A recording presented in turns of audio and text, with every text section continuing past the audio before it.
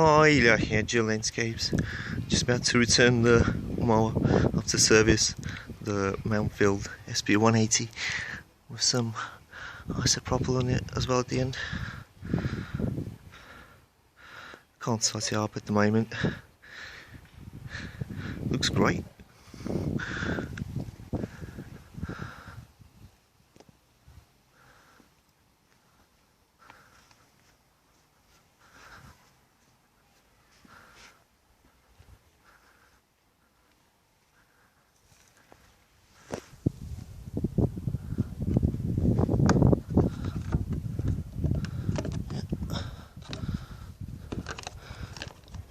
Nice and clean, carburetor cleaned out, and fuel tank all changed, blade sharpened,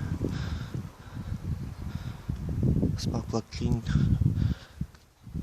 and a spark plug gap gauged.